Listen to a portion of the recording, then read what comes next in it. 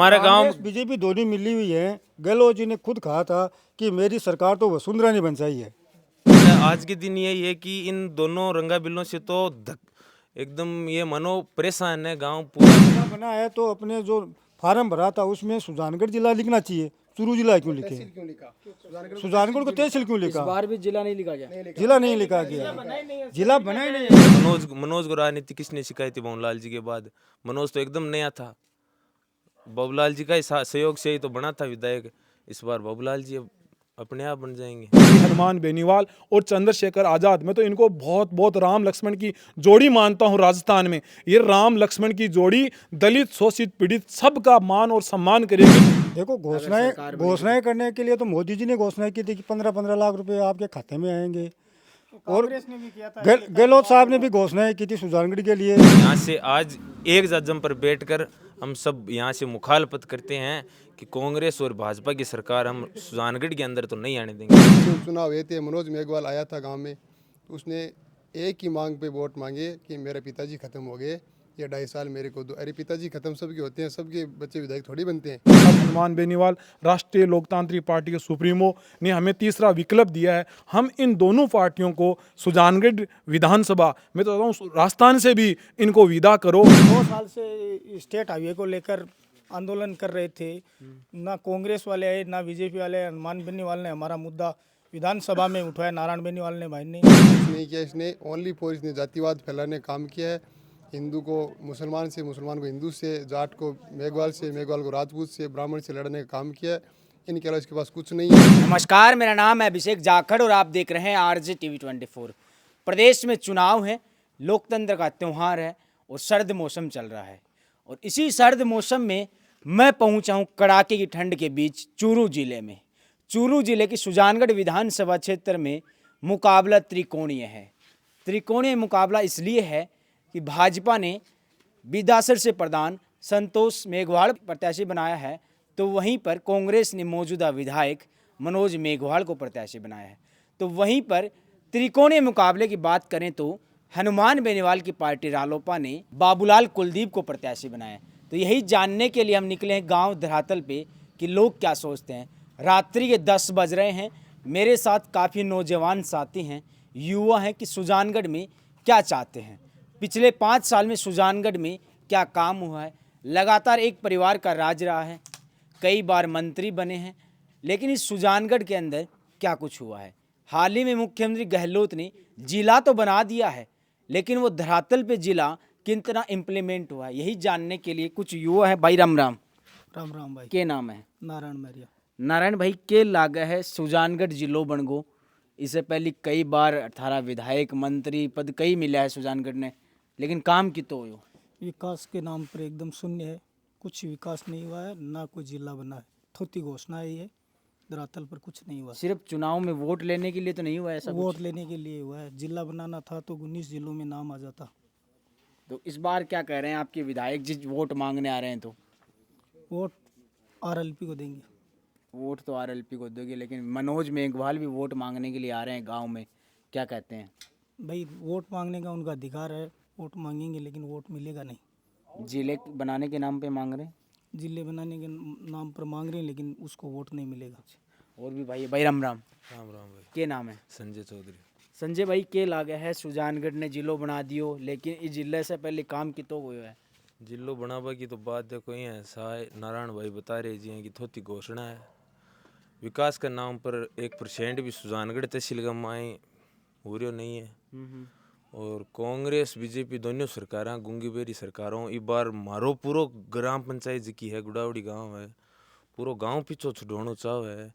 तीसरा मोर्चा की तैयारी पूरे गांव में जोरों शोरों दिख रही है। और पूरा युवा आरएलपी ने अब की बार लेना चाव है। कोई यहाँ को विकास को काम जको कोई आज तक न तो घोषणा कर गया न, और सीवरेज का और भी काफ़ी काम आज तक हमारे गांव में सीवरेज लाइन वाला कोई सुनियो ही को नहीं। कहीं रोड लाइट कहीं हो, और क्यों कोई न मतलब को नहीं। हर नेता वादा कर जाए या फोटो खिंचा उठ जाए, पाछा कोई मतलब बात को नहीं। आप कह रहे हो तीसरे मोर्चे की उपचुनाव की बात करें तो हनुमान बेनीवाल की पार्टी ने लगभग 30-32 हज़ार वोट लिए थे। तो इस बार क्या मुकाबला कड़ा होने वाला? एकदम कड़ा क्या टक्कर में नहीं है, कोई एक तरफा मुकाबला इस बार तो। नए प्रत्याशी विधाओं खेला गया इस बार। हाँ हाँ, नया प्रत्याशी कैसे है, वो कांग्रेस की चप्पलें पहले वो भंवरलाल जी वगैरह वो उनके साथ थे वो तो पहले, तो उनको राजनीति सिखाई थी उन्होंने, उनका ही है मनोज को राजनीति किसने सिखाई थी भंवरलाल जी के बाद। मनोज तो एकदम नया था, बाबूलाल जी का ही सहयोग से ही तो बना था विधायक। इस बार बाबूलाल जी अब अपने आप बन जाएंगे। अच्छा, गांव देहात के लोग क्या सोचते हैं? गांव देहात का तो यही है, आज के दिन यही है कि इन दोनों रंगा बिल्लों से तो एकदम ये मनो परेशान है गांव पूरा। यही गांव नहीं, सुजानगढ़ शहर की बात अलग है, और जितने भी गांव सुजानगढ़ शहर के बाद जितने भी गांव आते हैं, 52-53 पंचायत आती है मेरे हिसाब से, सब यही चाहते हैं कि इस बार कोई नया आए कैंडिडेट और गांव के हर गांव की विकास की बात करे बस। अच्छा, विकास की बात कर रहे हो तो विकास में लोग क्या मांगते हैं कि हमारे ये काम प्रायोरिटी बेसिस पे होना चाहिए? यही चूरू जिले में बात करें तो शिक्षा के क्षेत्र में बहुत कुछ ऐसा बढ़ावा है नहीं, जैसे सीकर जिले की तरह, झुंझुनू की तरह। कोई कॉलेजों का विकास नहीं, कोई गर्ल्स कॉलेज नहीं है एक भी, पूरे चूरू जिले में एक भी गर्ल्स कॉलेज नहीं है, कोई बड़ी स्कूलें नहीं है, स्कूलें हैं तो उनके भवन जर्जर पड़े हैं काफ़ी दिनों से, और कोई संभाल भाव वाला है नहीं, टीचर हैं वो ताशे खेलते रहते हैं गांव में बस। अच्छा, और भी भाई है, भाई ना आ जा थोड़ा सा। राम राम भाई साहब, राम राम भाई। के नाम है भैया? उल्लास राव। की बताओ? उल्लास राव। होला जी, ताने के लाग है सुजानगढ़ में के मुद्दा रहेगा ये बार? सुजानगढ़ में बहुत मुद्दे हैं, विकास के नाम पे तो जीरो है। हमारे ग्राम पंचायत का देख लो, सुजानगढ़ तहसील में हमारे गांव में गोचर भूमि से खेल ग्राउंड कटा हुआ है। आज खेल ग्राउंड के नाम पे वहाँ जीरो काम हो रखा है। जल्दी से खेल ग्राउंड करता ही नहीं है, गोचर भूमि में कटा हुआ है, फिर भी उसका विकास नहीं हो रहा है। गांव में गंदे पानी की निकासी को लेकर बहुत बड़ी समस्या है। उधर स्वामी बस्ती है, उसमें गंदा पानी उनके घरों के सामने रहता है। रात दिन लोग परेशान हो गए हैं, यानी काम के नाम पे जीरो।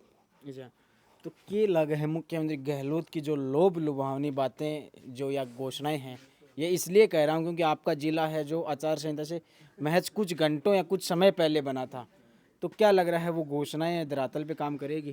देखो, घोषणाएं करने के लिए तो मोदी जी ने घोषणाएं की थी कि 15-15 लाख रुपए आपके खाते में आएंगे, और गहलोत साहब ने भी घोषणाएं की थी सुजानगढ़ के लिए कि वो छापर वाला है वहाँ पुलिया बनेगा।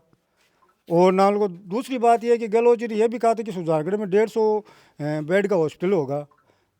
ओनली मौखिक है, धरातल पे कुछ नहीं है। वादे करने के लिए तो बहुत बड़े वादे करते हैं।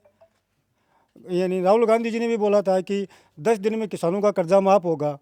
किस किसान का कर्जा माफ़ हुआ? सारे किसान कर्जे में डूबे हुए हैं। इन दोनों पार्टियों से परेशान होके अब तीसरा विकल्प हनुमान जी बेनीवाल ने दिया हम लोगों को, तो हम पूरा जोर लगा देंगे। क्या उम्मीद करते हैं हनुमान बेनीवाल से आप? हनुमान जी किसानों का मुद्दा उठाते हैं, यानी 36 कौम का नेता है। हर तरह की जो भी समस्या होती है उसका समाधान करते हैं। हम 2 साल से स्टेट हाईवे को लेकर आंदोलन कर रहे थे। ना कांग्रेस वाले आए, ना बीजेपी वाले आए। हनुमान बेनीवाल ने हमारा मुद्दा विधानसभा में उठाया, नारायण बेनीवाल ने भाई ने, और हमें मुआवजे के लिए आश्वासन दिया कि मेरा विधायक बनते ही आपको ये मुआवजा भी दिलाएंगे, लेकिन आज तक मुआवजा नहीं मिला है। अच्छा, आपको क्या लगता है भाई साहब? मेरे को ये लगता है कि इस बार सुजानगढ़ की जनता कांग्रेस और भाजपा से मुक्ति चाहती है, क्योंकि इन्होंने 70 साल तक ये सुजानगढ़ में शासन किया, लेकिन विकास के नाम पर जीरो रहे।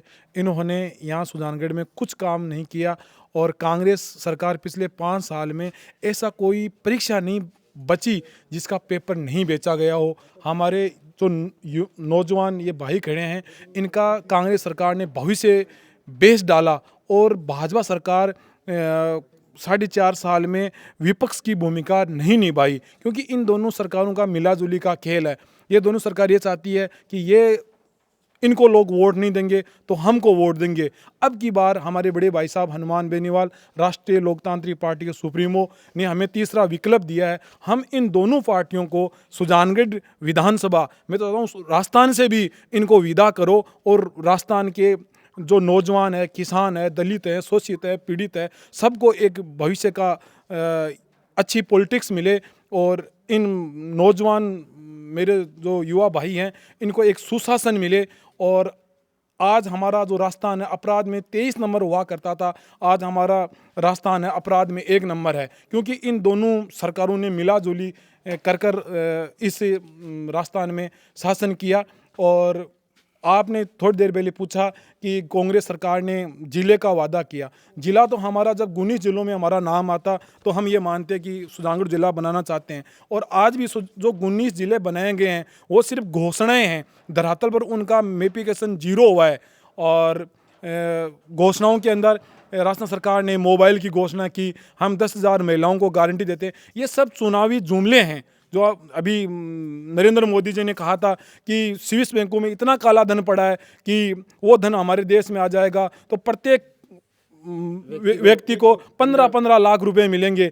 अमित शाह को दोबारा पूछा गया तो अमित शाह ने बोला ये तो चुनावी जुमला था। तो यही कांग्रेस सरकार के जुमले हैं। दोनों सरकारों ने लोगों को ठगा है। मैं तो ये चाहता हूँ कि कांग्रेस और भाजपा को सुजानगढ़ से यहाँ से भगाएं, और तीसरा विकल्प राष्ट्रीय लोकतांत्रिक पार्टी का मिला है, इस पर अधिक से अधिक मतदान करें। और कल हमारे बड़े भाई साहब हनुमान बेनीवाल की तेहंदेसर गांव में रैली है। मैं तो यह कहता हूं कि सभी नौजवान और बुजुर्गों को वहां पहुंचना चाहिए और उनकी बातें सुननी चाहिए, और अधिक से अधिक राष्ट्रीय लोकतांत्रिक पार्टी को मतदान कर भाई बाबूलाल कुलदीप को विजय बनाना चाहिए। एक चीज़ और जानना चाहता हूँ, इस बार राजस्थान में आज़ाद और हनुमान का गठजोड़ है, क्या लगता है ये गठबंधन इस बार कुछ अलग कर पाएगा? बिल्कुल कर पाएगा। हमारे जो चंद्रशेखर आज़ाद भाई हैं वो दलितों के मसीहा हैं, भीम आर्मी सेना के मसीहा हैं, और डॉक्टर बाबा साहब भीमराव अंबेडकर ने हम सभी देशवासियों को एक लोकतंत्र का सुनहरा मौका, मत का प्रयोग दिया।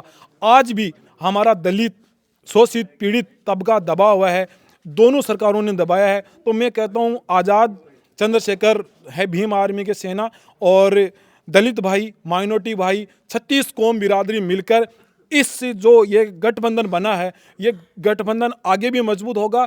और अब की बार हनुमान बेनीवाल दोनों ने 124 सीट पर दोनों पार्टियों के प्रत्याशी लड़ रहे हैं। मैं कह रहा हूँ इन दोनों के बगैर राजस्थान की सरकार नहीं बनेगी। आप कह रहे हो राजस्थान की सरकार नहीं बनेगी, लेकिन अक्सर देखा जाता है गांव धरातल में, आप दलित की बात कर रहे हो, दलित को आज भी पिछड़ा हुआ देखा जाता है। लोग पानी पीने के जो मटके होते हैं वहाँ छुआछूत तक की बात आती है। कई जालोर जैसे ऐसे ज़िले हैं, इधर बाड़मेर, जैसलमेर, इधर जोधपुर की साइड के ऐसे कई कुछ गांव हैं जहां पर आज भी दलित के साथ अत्याचार होता है। बहुत गलत है। आज हमारे आपकी जो कॉन्स्टिट्यूएंसी है सुजानगढ़ वो SC रिजर्व है, ये सवाल इसलिए मेरा आपका है। नहीं, बिल्कुल ठीक है, ये बहुत गलत बात है। आज देश को आज़ाद हुए कितने दिन हो गए, सब हमारे भाइयों को समानता का अधिकार है, लेकिन दोनों जो सत्तासीन पार्टियां रही इन्होंने कभी दलित का भला चाहा ही नहीं। इन्होंने दलित को हमेशा दबाए रखा। हमारे बड़े भाई हनुमान बेनीवाल और चंद्रशेखर आज़ाद, मैं तो इनको बहुत बहुत राम लक्ष्मण की जोड़ी मानता हूँ। राजस्थान में ये राम लक्ष्मण की जोड़ी दलित शोषित पीड़ित सबका मान और सम्मान करेगी, और राजस्थान में एक सुशासन मिलेगा। दलित को भी उतना ही अधिकार मिलेगा जितना अन्य को अधिकार है। जी शुक्रिया भाई। राम राम राम राम। के लग है जी भाई इस बार जी हनुमान बेनीवाल और आज़ाद समाज पार्टी को गठबंधन है, और इस त्रिकोणीय मुकाबला है सुजानगढ़ में, के लग है भाई यहाँ पे हम ये चाहते हैं, हमारी सुजानगढ़ विधानसभा ये चाहती है कि कांग्रेस और बीजेपी को यहाँ से भगाने का काम करें, और तीसरा विकल्प हमें हनुमान जी बेनीवाल ने दिया है। तो इस लोगों को उम्मीद है कि ये बंदा अच्छा काम करेगा, विकास के यहाँ मतलब द्वार खोलेगा, और विधानसभा में कुछ अच्छा हमारे बच्चों के लिए, भविष्य के लिए स्कूल कॉलेज वगैरह, पानी की, लाइट की सारी व्यवस्था लोगों से उम्मीद ये हनुमान जी बेनीवाल से लोग लगा रखी है। इस आधार पर इसको वोट मिलेंगे और बाबूलाल जी कुलदीप को यहाँ से विजय बनाने का काम। कहा कि भाजपा और कांग्रेस को भगाना है, आखिर क्यों भगाना है? ऐसा क्या हो गया? ऐसा इसलिए है कि 70 साल से हमारे बुजुर्गों ने, हमारे पिताजी ने, दादाजी ने, इनको सब ने इनको वोट दिया।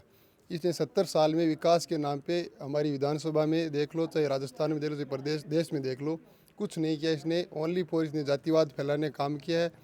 हिंदू को मुसलमान से, मुसलमान को हिंदू से, जाट को मेघवाल से, मेघवाल को राजपूत से, ब्राह्मण से लड़ने का काम किया है। इनके अलावा इसके पास कुछ नहीं है। पीछे उपचुनाव हुए थे, मनोज मेघवाल आया था गांव में, तो उसने एक ही मांग पे वोट मांगे कि मेरे पिताजी ख़त्म हो गए, ये 2.5 साल मेरे को दो। अरे पिताजी ख़त्म सबके होते हैं, सबके बच्चे विधायक थोड़ी बनते हैं। काम करो, विकास करो, तब लोग अपने आप आपको विधायक बना देंगे। तो ऐसी इनके पास इस बार बातें किस हैं। नाम पे वोट मांगने आ रहे हैं? अब की बार आएंगे तो उससे पूछेंगे किस नाम से मांगेगा वो। आए नहीं क्या अभी तक? अभी आए नहीं है, उनसे बात करेंगे। लोग तो कह रहे हैं कि जिला बनाने के नाम पे जिला तो सर ऐसा है कि जिला तो अभी वो तो घोषणाएं हैं। जिला बना है तो अपने जो फार्म भरा था उसमें सुजानगढ़ जिला लिखना चाहिए, चूरू जिला क्यों लिखे? क्यों लिखा? सुजानगढ़ को तहसील क्यों इस लिखा? बार भी जिला नहीं लिखा गया? जिला नहीं लिखा गया, जिला बना ही नहीं है सर। जिला तो बना तब लिखे ना, अच्छा वो तहसील लिखा सुजानगढ़। अच्छा, तहसील ही लिखा हाँ, है। जिला चूरू ही लिखा है, सुजानगढ़ नहीं लिखा उसने। क्यों लिखा? अगर जिला बन गया होता तो। तो इस बार क्या लगता है आपके मुद्दे क्या मांगे रहेगी? हमारी मांग ये है कि हमारे देखो गांव में पानी की समस्या। कह रहे हो? हमारे गांव गुड़ावड़ी को तो भंवरलाल जी जो मंत्री थे वो भी गोली देने का काम करते थे पहले। और आज भी हमारे गांव में जो मनोज मेघवाल जी हैं विधायक हैं, वो आज भी गोली देने का काम करते हैं। सब हमारा गांव बीजेपी दोनों मिली हुई है। गहलोत जी ने खुद कहा था कि मेरी सरकार तो वसुंधरा ने बचाई है, वसुंधरा नहीं होती तो आज मेरी इस सरकार बार गिरती। क्या लगता है इस बार वसुंधरा को दरकिनार किया जा रहा है भाजपा की तरफ से? कर दिया, भाजपा के बड़े बड़े नेताओं क्या को लगता है इस दरकिनार बार कर फिर दिया। कांग्रेस रिपीट होने वाली है? नहीं, कांग्रेस ही पर यानी बहुमत दूसरी पार्टियों का सहयोग लिए बगैर सरकार बनेगी नहीं किसी की, नहीं तो बीजेपी की बनेगी, नहीं कांग्रेस की बनेगी, वेंटिलेटर पे रहेगी। वेंटिलेटर पे रहेगी। लेना पड़ेगा दोनों सरकारों को, हनुमान जी का सहारा लेना ही पड़ेगा। जी शुक्रिया। इस बार मुखालफत करते हैं हम कांग्रेस और बीजेपी दोनों सरकारों की। इस गुड़ावड़ी गांव से हम यहाँ से आज एक जज्म पर बैठकर हम सब यहाँ से मुखालफत करते हैं कि कांग्रेस और भाजपा की सरकार हम सुजानगढ़ के अंदर तो नहीं आने देंगे। जी शुक्रिया। तो जैसा कि आपने देखा इस वक्त मैं गुड़ावड़ी गांव में मौजूद हूँ। रात्रि के लगभग 9-10 बज रहे हैं और ये आप गांव के चौपाल देख रहे हैं। यहाँ पे मंदिर है, इस मंदिर के सामने एक गुआड़ था। यहाँ पे कुछ युवा साथी बैठे थे तो सोचा इधर से गुजर रहा था तो सोचा बात कर लेते हैं इस बार चुनावी चौसर में चुनावी माहौल क्या रहने वाला है, क्योंकि मुकाबला त्रिकोणीय है। पिछली बार आरएलपी ने 30-35 हज़ार वोट लिए थे, लेकिन इस बार नए प्रत्याशी व दांव के लहत जो सुजानगढ़ से चेयरमैन रहा है, शहर के वोटों की गणितीय गुणा भाग है वो अच्छे से जानता है। क्या यहाँ के सुजानगढ़ के लोग किस ओर करवट लेने वाले हैं ये तो आने वाला वक्त बताएगा। लेकिन आप RJTV 24 की चुनावी यात्रा को देखना ना भूलिएगा। फिर मिलते हैं किसी गांव में, किसी चौपाल में। तब तक के लिए मुझे दीजिए इजाज़त। नमस्कार।